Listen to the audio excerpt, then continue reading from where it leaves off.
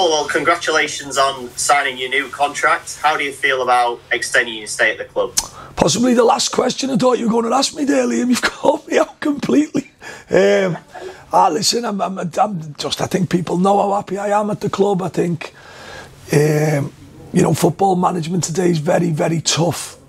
Out there for managers now, it's very tough. I don't agree with a lot of the stuff that goes on in terms of managers getting fired after, 8, 10, 15, 20 games. I just think it's a joke, but that's how football is today. We all know the rules. So, coming back here was obviously a big decision for me to drop from where I was probably managing in and around to come back and help Chesterfield was a big decision.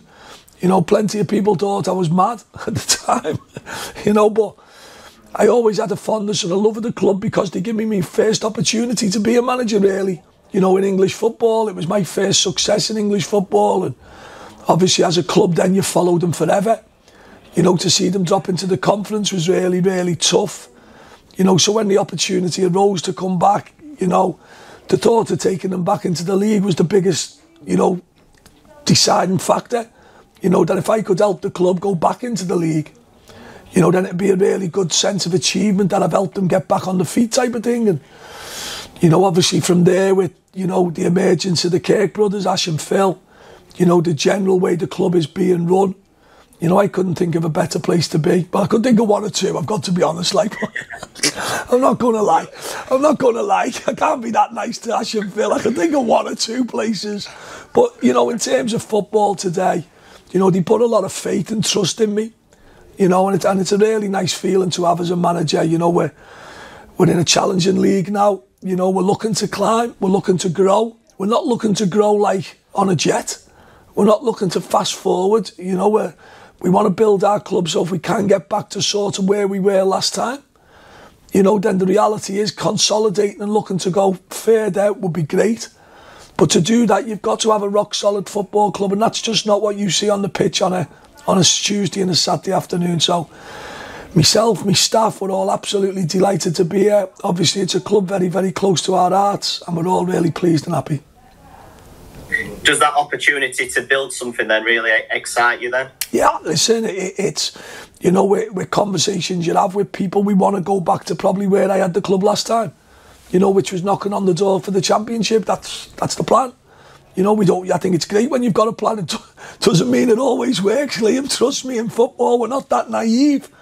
But with the way the club's being built, the infrastructure, and one of the things I must congratulate, our fan base. Our fan base has been, huge, even for myself, and I'm sure for Ash and Phil coming in. The average attendance now has gone up. Our travel and support, even at Newport the other night's fantastic. And, the Notts County game just epitomised what a strong football club we are. A really good, strong, live Sky game with two teams having a good go at each other. So, we're all pleased with it. There's so much hard work to be done. There's a lot of building, there's a lot of blocks to still be put in place. But, we've all got to focus on the same thing, and that's a really good plan. Looking from the outside in, it looks like the club's in a really good place, that everyone's pulling in the same direction. You're obviously there behind the scenes every day. Is that how you feel as well? Listen, yeah. Again, I think working relationships at football clubs are huge today. I think Kieran Dyer was on TalkSport yesterday speaking about management and, levels of management. And unfortunately for managers today, the levels are just there clearly for everyone to see. You have like 3 promoted teams going out the champ into the Premier League, and all of a sudden the managers of the year can't win a game. And unfortunately for the managers of the year, it's down to the level of player we work with, and that's not a criticism. You can be the best coach, the best manager, you can be the best anything, but you will find, once you hit a ceiling with your players, you'll find it difficult to win football games. For me now, I enjoy coming into work. I enjoy Chesterfield, the community. My family very much support the club. We're always at games. The staff enjoy it here. And the challenges to go back to League One are big. There's a lot of people wanting to do the same stuff. But sometimes I feel that clubs who are in a hurry, it can sometimes affect your progress going forward. As a football club, I feel we're not in that hurry. I think with steady and gradual improvements, you get exactly where you want to be. And I think for some clubs out there now, you know, sacking managers just becomes a norm. It just becomes the solution to every problem. And like for me, I think it's hysterical, but that's just my opinion on management and sacking. Yeah. Just looking back, quick one on Tuesday night then. 1-1 draw against Colchester. What did you make of it? Disappointed not to take the 3 points. We were fully worthy of 3 points. We had enough, you know, chances, shots, you know, the XGs, all the stuff that people look at. The big thing I look at is the result. And unfortunately, we drew 1-1. So we've now got this unenviable record at home of not really probably winning as many as we'd like to, should have, you know, probably. But I feel we're doing well. I've got to say, I think we're 7 games unbeaten at the minute in a really tough league where every game's tough. There's no easy games. We travel tomorrow to a game that'll be equally as tough. We're trying our best to break into them playoffs. You know, if we could break into the playoffs, we'd try our best to go into the top 3, and you've always got to have something to aim at. You know, so as disappointed as we were from Tuesday, we were quite happy leaving Newport last Friday, where at times we were really stretched. We weren't really stretched on Tuesday night in the game itself in terms of losing it, but unfortunately we couldn't just get that goal that would have seen us win the game. I know in previous weeks we've spoken about you searching for your best team. Are you closer to that, you feel? No, I think we're very fortunate when you look at teams like, you know, with the greatest respect to Morcambe, you know, Accrington, you know, Harrogate, you know, some of the teams, Cheltenham, you know, Newport possibly. You look at teams who are at the bottom end of the financial spectrum, and, you know, the biggest thing about finance in football, it gives you squad depth. It's what it does. It's where managers of the bigger clubs, and not bigger clubs, that's the wrong word, managers who are more fortunate to maybe have more spending power than others, it's the depth of your squad. And when you get into winter months, it can really hit home. You know, we're very lucky that, you know, last Friday night at Newport, our substitutes won us the game.